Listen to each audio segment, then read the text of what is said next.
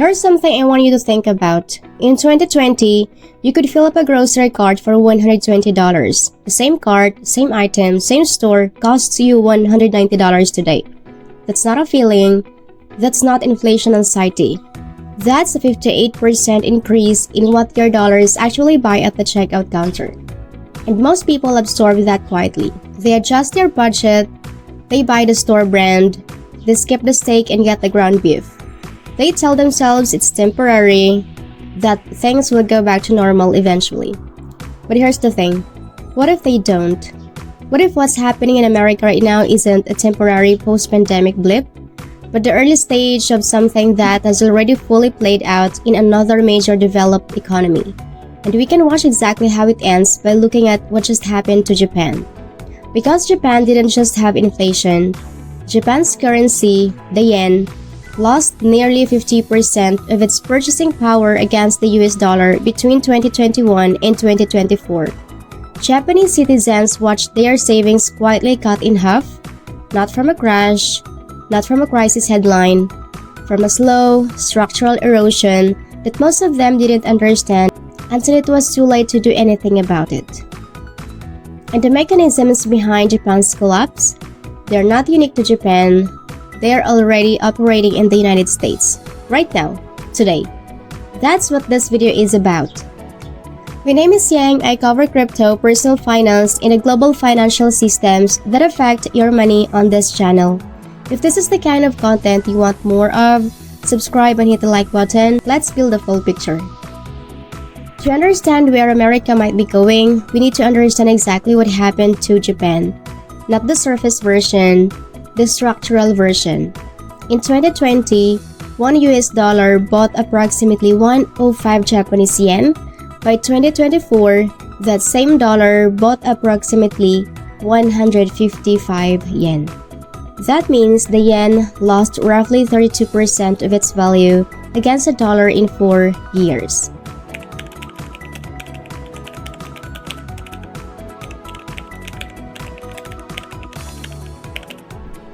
For ordinary Japanese citizens, this wasn't abstract currency theory.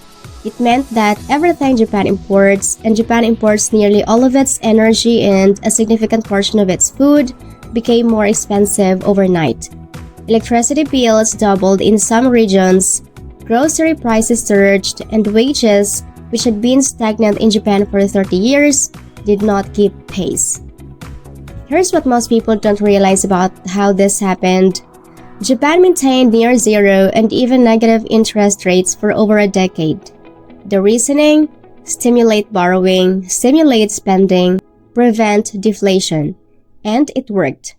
The economy kept moving, asset prices stayed inflated, the stock market eventually hit all-time highs.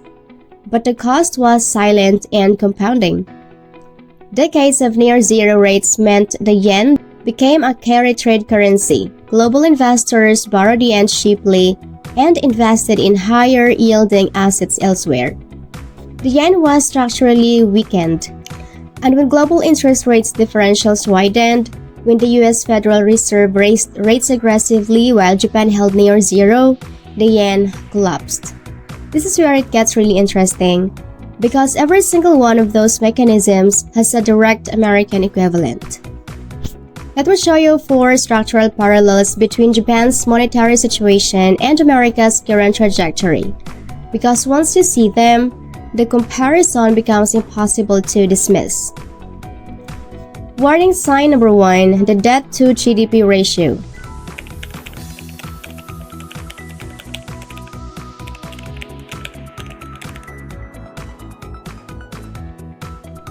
America is adding $10 billion in new debt every single day.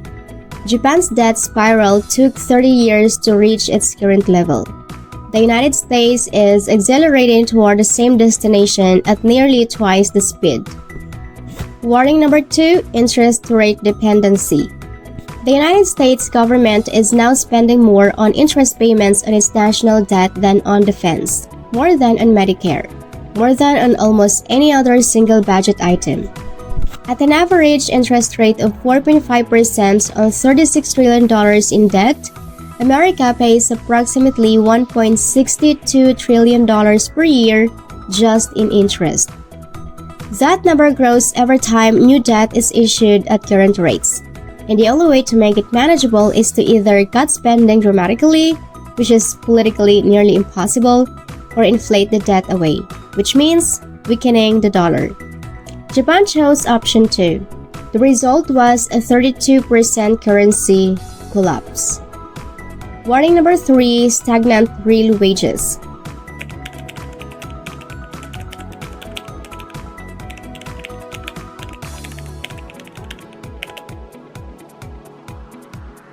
This is Japan's 30-year wage stagnation compressed into 6 years.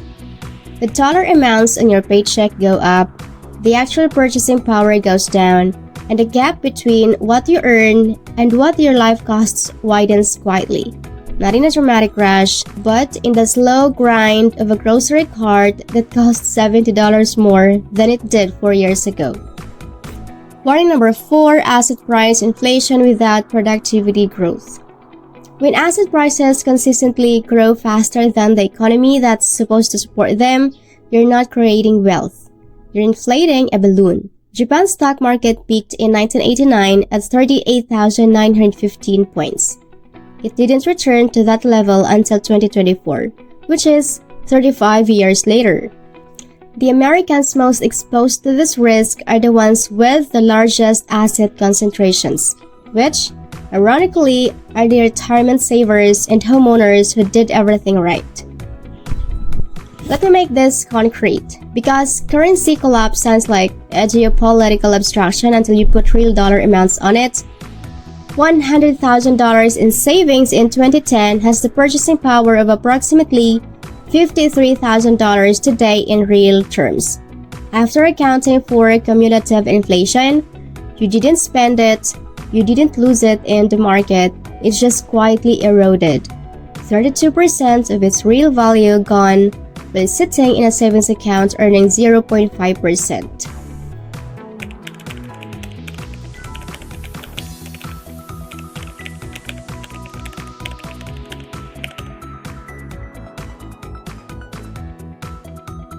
If the dollar follows the yen's trajectory, losing 32% against other major currencies over a 4-year period, a $100,000 in a standard savings account becomes the functional equivalent of $46,000 in today's purchasing power.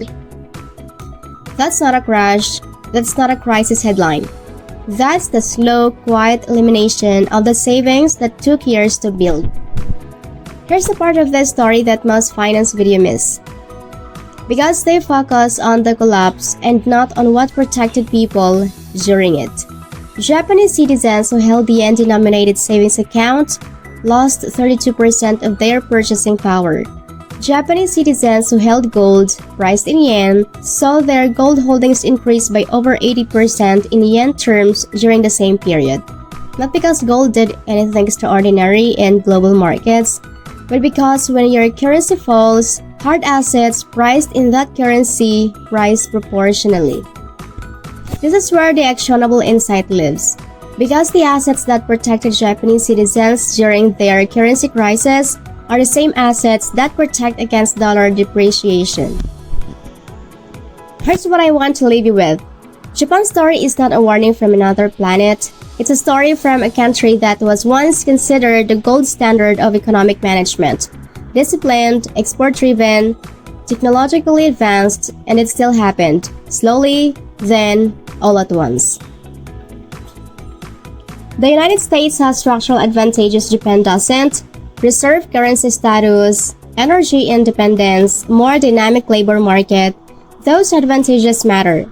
They likely delay the timeline, but they don't eliminate the mechanisms. The debt trajectory, the interest burden, the real wage stagnation, the asset price inflation, all of it is already present and already compounding.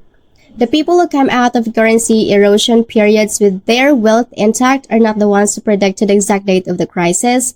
They're the ones who understood the mechanism early enough to reposition before the majority of the damage occurred. You now understand the mechanism. If this gave you a clearer picture of what's happening to your money right now, hit the like button below. Subscribe for weekly content on global economics, crypto, and personal finance. And drop a comment below. Do you think America is following Japan's path? And what's the one asset you're adding to your portfolio this year as your protection? I want to read your comments below. Bye!